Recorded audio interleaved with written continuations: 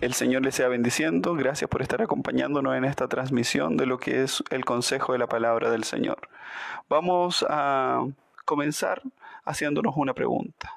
¿Es fácil, es sencillo estar gozosos en el Señor cuando estamos en la adversidad? ¿Estar seguros en el Señor cuando estamos en la adversidad?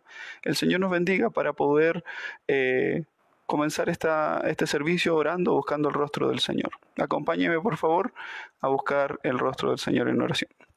Eterno Dios y buen Padre Celestial, tu nombre es exaltado, tu nombre es bendecido, tu nombre es glorificado en medio de tu pueblo, Señor, en esta hora. Nuestros hermanos, nuestros amigos que nos están acompañando a través de esta transmisión, sean, Señor, partícipes de este servicio a través de un solo sentir, a través de un deseo, de una convicción de recibir de ti palabra, de recibir de ti consejo, Señor, no nada mío, sino que todo tuyo, todo de tu gracia, de la inspiración de tu Espíritu Santo para nuestras vidas, Señor amado, porque tú traes el manantial de agua fresca, porque tú traes, Señor, la bendición a través de tu palabra para refrescar nuestra vida, para enmendar nuestro sendero y también para iluminar nuestro camino, Señor amado. Muchas gracias por ello. Ahora te rogamos que tú nos bendigas y nos permitas realizar este servicio de tu palabra a través de Cristo, nuestro eterno y buen Salvador. Se lo pedimos todo. Amén y amén. El Señor le sea bendiciendo, la honra y la gloria ha de ser para el Señor. Le voy a invitar a que por favor me acompañe en la lectura de la palabra del Señor en el libro de Jeremías. Libro de Jeremías, capítulo 15, desde el verso 15 en adelante. Si usted la ha encontrado, entonces le damos lectura a la palabra del Señor. Tú lo sabes, oh Jehová, acuérdate de mí y visítame, y véngame de mis enemigos. No me reproches en la prolongación de tus enojos, sabes que por amor en ti sufro afrentas. Fueron halladas tus palabras y yo las comí, y tu palabra me fue por gozo y por alegría en mi corazón, porque tu nombre se invocó en mí, oh Jehová, Dios de los ejércitos. No me senté en compañía de burladores, ni me engreí a causa de los profetas, ni las profecías. Me senté solo porque me llenaste de indignación. ¿Por qué fue perpetuo mi dolor y mi herida desahuciada no admitió curación? ¿Serás para mí como cosa ilusoria, como agua que no es estable? Por tanto, así ha dicho Jehová: si te convirtieres, yo te restauraré, y delante de mí estarás, y si estresares lo precioso de lo vil, serás como mi boca. Conviértanse ellos a ti, y no tú te conviertas a ellos. Y te pondré en este pueblo por muro fortificado, de bronce, y pelearán contra ti, pero no te vencerán, porque yo estoy contigo para guardarte y para defenderte, dice Jehová, y te libraré de la mano de los malos, y te redimiré de la mano de los fuertes. El Señor nos sea bendiciendo. Ciertamente todos hemos escuchado, todos hemos oído, todos hemos atendido un mensaje del profeta Jeremías, sabiendo que fue un hombre que la sufrió, fue un hombre que la vivió muy profundamente, muy fuertemente en su vida, todo lo que era la profecía de parte del Señor, en un pueblo vil, en un pueblo inicuo, en un pueblo fatuo, en un pueblo lleno de atrocidades, lleno de barbaridades. Nosotros muchas veces tenemos sufrimiento, muchas veces nosotros tenemos afrentas, sufrimos angustia, sufrimos soledad, sufrimos desesperación, sufrimos desazón, pero hay de nosotros si es porque somos mediocres, hay de nosotros porque nos metemos en problemas, porque no sabemos controlar nuestro cuerpo, nuestra mente, nuestro corazón. Pero cosa distinta es lo que vivió Jeremías. Jeremías fue un hombre que anduvo en los caminos del Señor, fue un hombre que desde muy joven obedeció a la voz de Dios y él declara en lo que hemos leído que él se deleitaba en la palabra del Señor, se llenaba de gozo, en la palabra se llenaba de alegría, que venía un refrigerio a su vida. Pero ciertamente nosotros lo vemos también en esta condición, en este clamor, en esta angustia que él presenta ante el Señor y le dice: Señor, ¿hasta cuándo será mi herida como sin curación? ¿Hasta cuándo será mi afrenta como tan grande contra mí? Muchas veces En esa situación, nosotros miramos y decimos, este es el profeta llorón, pues este es el profeta que se queja, que llora, que se lamenta por todo, pero ciertamente él vivió en unos zapatos, en una condición, en un tiempo bastante complicado, pero lo valioso de todo este clamor, de todo este sufrimiento, de toda esta persecución que él llevó a cabo, que él padeció, es que finalmente este profeta presenta ante Dios su queja, presenta ante Dios su lamento y muestra lo que estaba en su corazón. Y tanto así que se veía un lamento, se veía un quebrantamiento en su alma, que él dice, serás para mí como cosa ilusoria, como agua que no es estable, como agua fluctuante. Dios nos libre a nosotros, Dios nos libre a nosotros de pensar cosas semejantes. El Señor es Dios. El Señor es soberano, el Señor es sublime, el Señor es el que tiene todo en control. Nos permita el Señor a nosotros no tener este pensamiento, nos permita el Señor a nosotros no estar bajo esta condición de un corazón que dice el Señor es inestable, que dice el Señor no está conmigo, que dice el Señor no es capaz de sostenerme, que dice el Señor no es capaz de librarme de esta condición tan ruin o tan dolorosa. Entonces, el Señor nos sea bendiciendo para poder entender, esa era la condición de Jeremías, un hombre que había sido llamado desde muy temprano, de muy joven, para pregonar, para predicar, para profetizar a un pueblo pecador, pero esto le había traído como consecuencia una amargura en su corazón, una amargura porque había considerado que él estaba solo contra todo, que a él le tocaba lo peor, que él había padecido lo más grande.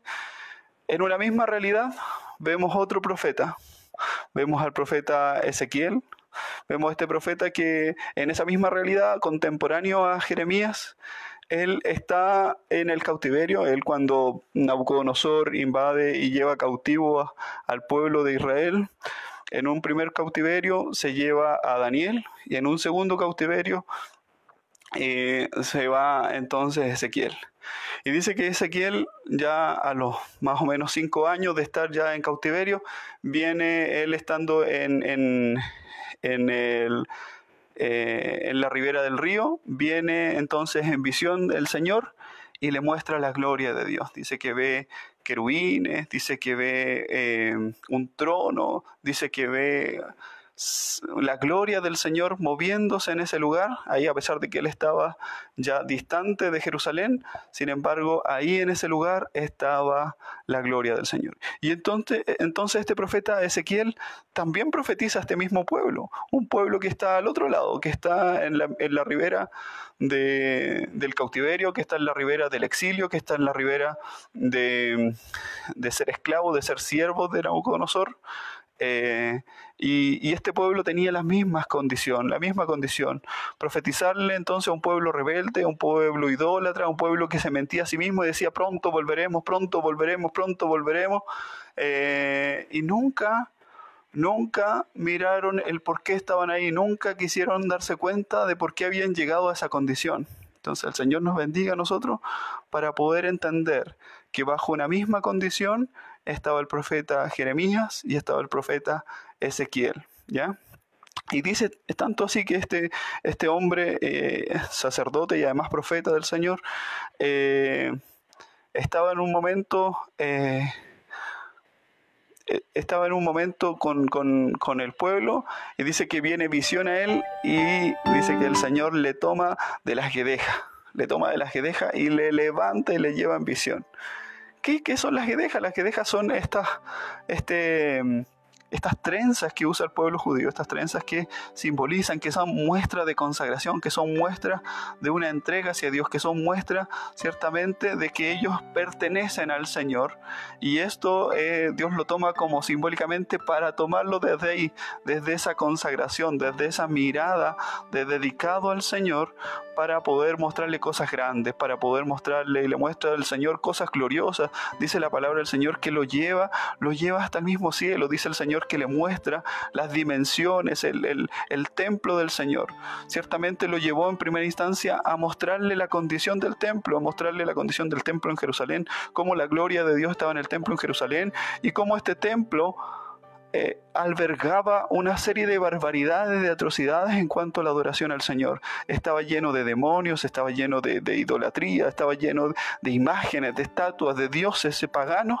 Ciertamente eso era algo atroz, pero el Señor no se quedó ahí. El Señor le siguió mostrando cosas. ¿Por qué? Porque Ezequiel siempre mostró una humildad, porque Ezequiel siempre mostró una sumisión al Señor. Entonces dice el Señor que lo llevó a mostrarle cosas gloriosas, lo llevó a mostrarle cosas maravillosas. Dice que lo llevó al templo, lo llevó a los cielos y le mostró el templo, le mostraron las dimensiones. Él, dice el Señor, que le mostró el río de la vida, y en el río de la vida él pudo no solamente mirarlo, sino que el Señor le decía: entra, métete más adentro, métete más adentro. Es cosa que llegó hasta incluso nadar en el río, y dice: nada agua arriba, nada arriba, y ve hasta dónde llega. Y él llega prácticamente a las puertas del cielo, a las puertas donde Dios estaba, llega hasta la plenitud del Señor. O sea, cosas gloriosas que pudo ver Ezequiel para una misma realidad que Jeremías no pudo ver.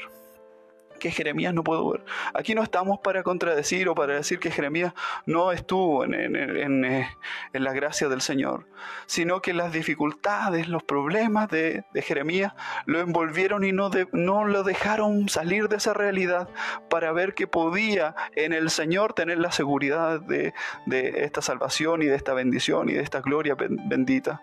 Por eso muchas veces, cuando nosotros hacemos una mirada panorámica, muchas veces nosotros nos parecemos más a Jeremías que a Ezequiel, que sin lugar a dudas mostró una disposición para hacer todo lo que Dios le mandó. Mire usted, cuando usted lea el libro de Ezequiel, va a ver que cómo este hombre padeció cosas terribles, igual que Jeremías.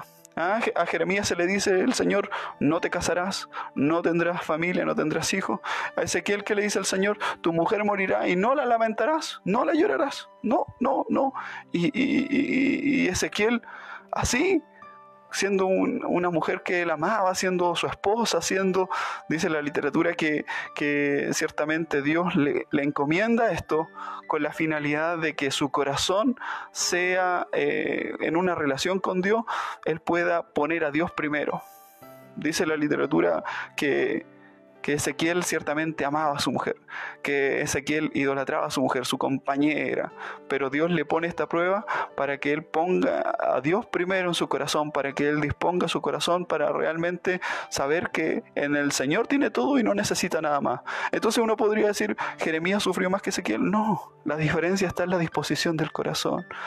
Dice que toda la gloria, toda la honra, toda la alabanza siempre tiene que ser para el Señor, no para nosotros. No está en nosotros, no está en nuestra fuerza, no está en nuestra capacidad, no está en ese Jeremías que se lamenta por sí porque padece más que el resto, porque sufre más que el resto. No, nosotros estamos llamados a confiar en el Señor, a estar en el descanso del Señor, a estar en el remanso del Señor, porque ahí está nuestra seguridad, ahí está nuestra confianza. Bien lo dice Jesús. Jesús dice: aprended de mí, que soy manso y humilde de corazón. Nuestro Señor nos dice: aprended de mí, que soy manso y humilde de corazón.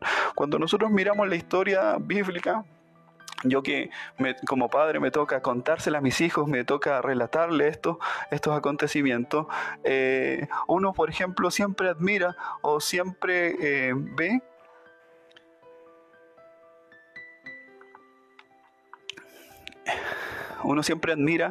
por ejemplo, la fe de Abraham.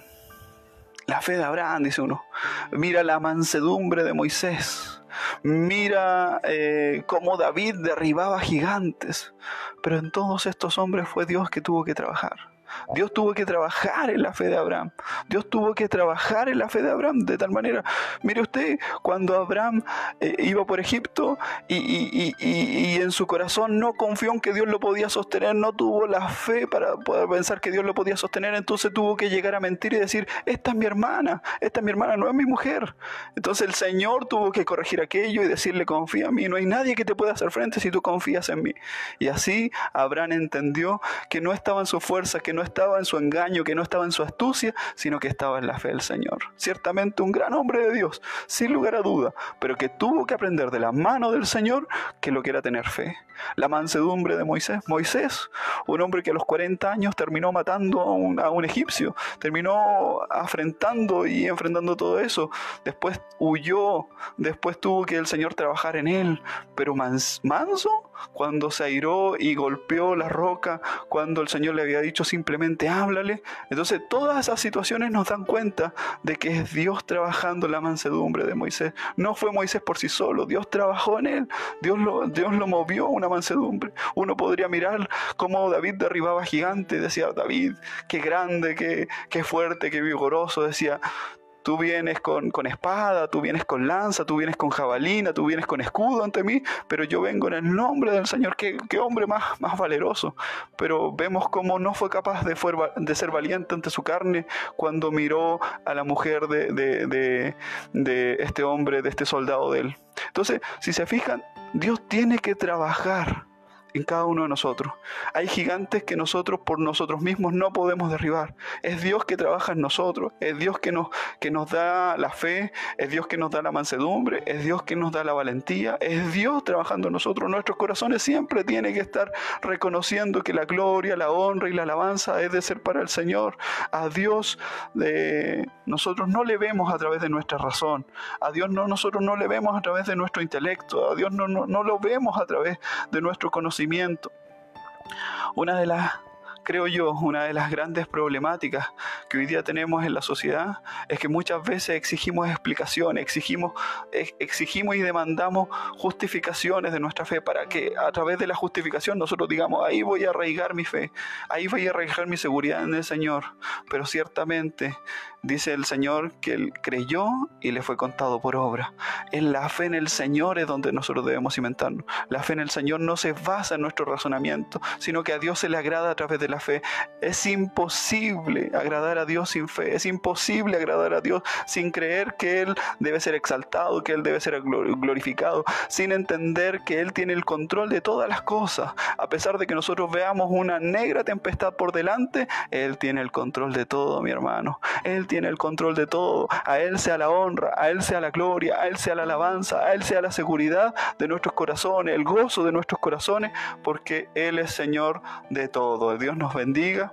Entonces, si uno mira en el libro de Ezequiel, podemos ver que el pueblo visitaba a Ezequiel, el pueblo acompañaba a Ezequiel. Dice que la palabra del Señor que tenía visiones cuando los ancianos del pueblo estaban en su casa. ¿Por qué iban los ancianos del pueblo a la casa de Ezequiel? Ciertamente para encontrar respuesta, ciertamente para escuchar palabra del Señor. ¿Pero por qué? Porque este hombre nunca se quejó, nunca miró en sí y decir, pero ¿hasta cuándo les voy a hablar yo a ustedes? ¿Hasta cuándo tengo que yo interceder por ustedes? No, este hombre llevaba al pueblo a un estado tan especial, llevaba al pueblo a que el pueblo estuviera entre el cielo y la tierra. A pesar de su realidad, Él los movía al cielo, los movía al Señor, les hablaba de cosas gloriosas, maravillosas, magníficas en el Señor, porque eso es lo que tenemos cuando estamos en el Señor. No depende, si ya no tengo mi salud, si ya no tengo mi vigor, si ya no tengo mi juventud, jamás nos han de quitar al Señor en nuestro corazón. Pueden quitarnos nuestra salud, pueden quitarnos nuestro dinero, se puede ir nuestra juventud, se puede ir nuestro vigor, se puede ir nuestra familia, nos pueden abandonar nuestros amigos, nos puede abandonar el bienestar, ya no tener una sociedad en paz, pero jamás nos podrán arrebatar la seguridad y la confianza que es tener a Dios en nuestros corazones. Por eso el Señor nos sea bendiciendo, por eso que este hombre, al hablar con esa seguridad del Dios que conocía, del Dios que temía, del Dios que buscaba, es que Dios le mostró cosas gloriosas, y todo por Él y para Él, porque Él sabía que Jehová era quien lo sostenía, porque Él sabía que Jehová era el que lo movía, porque Él sabía que Jehová era el que tenía todo en control. Es cosa que llegó a ver la gloria del templo y vio cosas más gloriosas aún, cosas aún celestiales, pero todo ¿por qué? Porque confió y dependió 100% del Señor. Dios le compartió cosas gloriosas, le habló de la restauración de su pueblo porque estaba confiando en el Señor, porque estaba seguro que Dios lo podía sostener. Dios nos permite a nosotros, en este mismo sentir, nosotros poder entender. Y nos tome el Señor.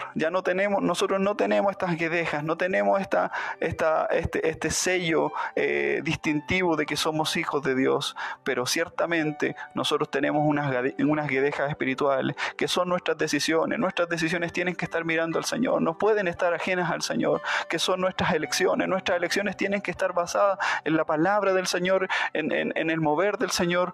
No puede estar nuestra alabanza alejada de Dios. ¿Cuántas veces no hemos visto alabanza donde nosotros simplemente movemos la boca, donde nosotros simplemente tocamos un instrumento, donde nosotros simplemente hacemos la mímica? Pero el Señor lo que busca es una alabanza, una adoración. No me refiero al cántico, sino que a un servicio completo para el Señor. Nuestros deseos tienen que ser para el Señor, sujetos al Señor. Toda nuestra vida sujeta al Señor. Eso es vivir con Dios. Cuando uno mira en la palabra del Señor lo que fue la vida de Enoc, y dice la palabra del Señor que Enoc caminó con Dios. Enoc caminó con el Señor. Eso es lo que busca el Señor con cada uno de nosotros. Hermano, hermana, caminemos con el Señor.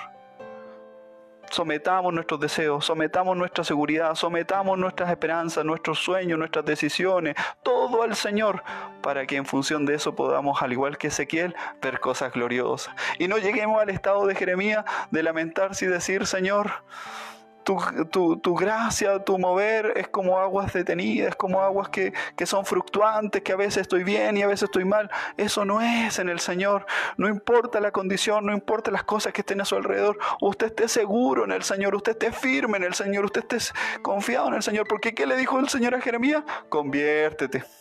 Conviértete. Si tú te convirtieras de tus caminos, le dice el Señor. Volvamos entonces a lo que decía el verso 20, dice ahí. El verso 19 de la palabra del Señor dice: por tanto, así dijo Jehová, si te convirtieres, yo te restauraré. ¿Ve? Había algo en Jeremías que él tenía que disponer su corazón al Señor. El Señor nos permite en esta hora mostrar un corazón dispuesto para Él, mostrar un corazón entregado para Él. Y Dios nos va a demostrar cosas gloriosas. La misma realidad, pero con una óptica diferente cuando Dios está en nosotros. Dios coloque fuerza para tomar decisiones para seguirle a Él. Dios coloque fuerzas para tomar decisiones en donde nosotros nos movamos a Dios, donde nosotros llevemos nuestra convicción, nuestra condición, nuestra vida y los de nuestro hogar, nuestra familia, los que nos rodean, al Señor, con severidad. De las cosas del Señor nosotros tenemos que ser serios, tenemos que ser firmes, tenemos que avanzar en el Señor. Mire, uno de los grandes problemas que tiene hoy día la iglesia es la fluctuación. Muchos hermanos fluctúan en que si me va bien, entonces estoy con el Señor, pero si me va mal, entonces el Señor se ha alejado de mí. Eso no es así. Dios dice que estaría con nosotros hasta el fin de los tiempos. Por favor, iglesia, no dependas, no fluctúes, no claudiques, sino que confía en el Señor, espera en el Señor, depende del Señor y verás cosas gloriosas como lo hizo Ezequiel.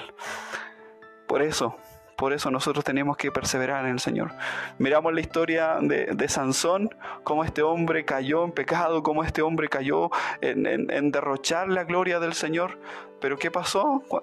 La mayor obra, dice la palabra del Señor, la mayor obra que él consiguió fue cuando ya estaba apresado, cuando ya estaba sin sus ojos, cuando ya había sido cortado su cabello, y él está en ese templo de este pueblo pagano, de los filisteos, y dice la palabra, y resalta algo, dice la palabra del Señor que él estaba entre los pilares, pero su cabello comenzó a crecer.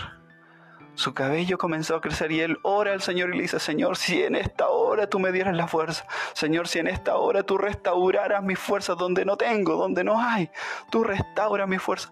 Pero Dios resalta en la palabra del Señor que sus cabellos comenzaron a crecer. ¿Qué son estos cabellos? Es de la misma quedeja de donde el Señor tomó a Ezequiel. O sea, espiritualmente nosotros tenemos que volvernos al Señor. Espiritualmente nosotros tenemos que tener una convicción en que el Señor es el que nos sustenta, el Señor es el que nos sostiene, y van a salir estas quedejas espirituales, van a salir esta consagración, esta mirada de que Dios tiene todo en control y que Él nos fortalece donde no hay. Él nos fortalece donde no tenemos fuerza, donde no tenemos vigor, donde no tenemos presupuesto, donde no tenemos familia, donde no tenemos compañeros. ¿Cuántas hermanas, hermanos pueden estar viviendo una realidad de una soledad tremenda? Pero ustedes no claudiquen, sino que confíen en que el Señor está con ustedes, sino que confíen en que el Señor los sostiene, que el Señor los sustenta y que Él les mostrará cosas gloriosas si ustedes permanecen en Dios. Dios nos sea bendiciente. Este ha sido el consejo de la palabra del Señor. Afirme el Señor su corazón, afirme el Señor sus pasos, nos permita a nosotros ver cosas gloriosas como lo hizo Ezequiel, y nos permita el Señor también tener la seguridad de que en todo Dios tiene control sobre nuestras vidas. Vamos entonces a orar. Vamos entonces a rogar al Señor su bendición. Eterno Dios, muchas gracias por el consejo de su palabra. Eterno Dios, muchas gracias porque usted tiene todo en control, porque usted debe ser glorificado, debe ser exaltado, debe ser bendecido, y nuestros corazones tienen que estar seguros, no en las condiciones que nos rodean, sino que en que Dios es quien nos sostiene, Dios es el que nos sustenta. Su palabra dice que usted estaría con nosotros hasta el fin de los tiempos, que usted, su gracia, su Espíritu Santo estarían para sustentarnos, sostenernos y llevarnos a ver cosas gloriosas. Permítanos a nosotros, Señor amado, ser partícipe de su evangelio, no como un espectador, sino como participante, como involucrado. Que el pueblo venga a nosotros para escuchar cosas gloriosas, que las personas vengan a nosotros no para escuchar lamentos ni tristezas, sino que vengan a nosotros para escuchar cosas gloriosas que salen de ti, Señor amado, porque el hombre de este mundo no puede entender estas cosas maravillosas que tú solamente revelas a los tuyos, a tus hijos, a tu pueblo. Gracias por esta bendición gloriosa. Bendiga a cada hermano, cada hermana, cada amigo que está escuchando, Señor, esta transmisión. Te rogamos todo a través de Cristo, nuestro eterno y buen Salvador. Amén y amén. El Señor nos sea bendiciendo, el Señor le guarde, y le invitamos para que nos acompañe ya el día domingo en una nueva transmisión del consejo de la palabra del Señor.